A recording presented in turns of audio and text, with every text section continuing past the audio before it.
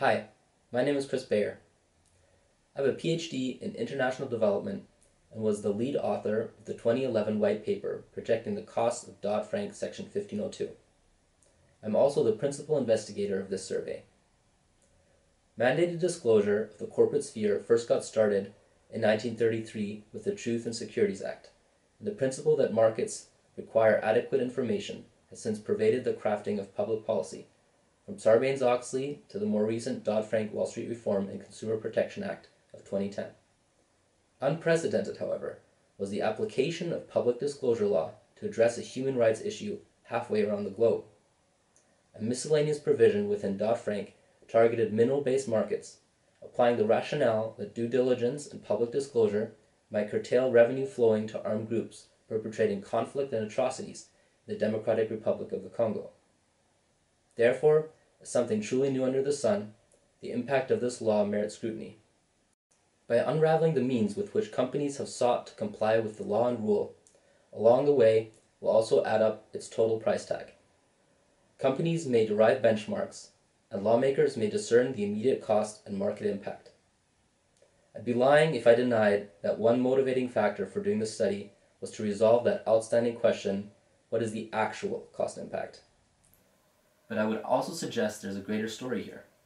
Policies revised, systems devised, people hired, suppliers fired.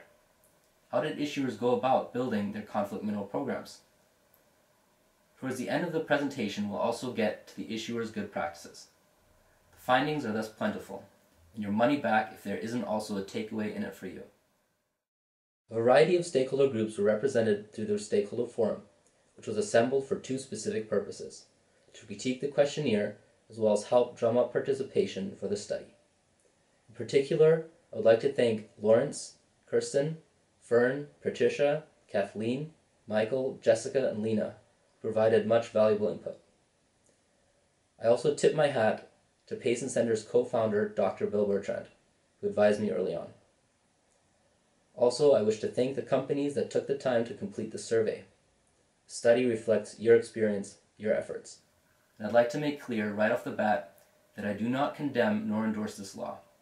The purpose of this study is to accurately account for and report out the effects of this law on the U.S. market. Only when accurate and timely information is provided to stakeholders can the dialogue progress.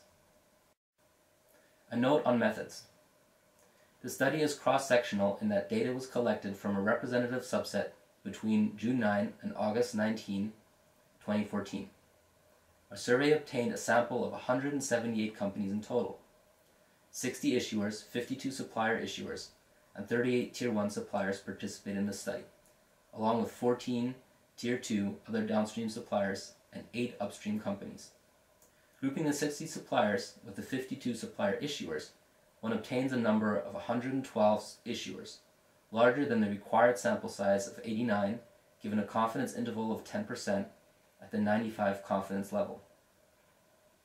Unfortunately, we had to drop the discussion of the Tier 1 suppliers as their participation was not sufficient to warrant representation. The results from the representative sample of issuers are thus extrapolated to speak for the total population of issuers, the 1,300. Please keep in mind that for all quantitative findings, a 10% margin of error applies.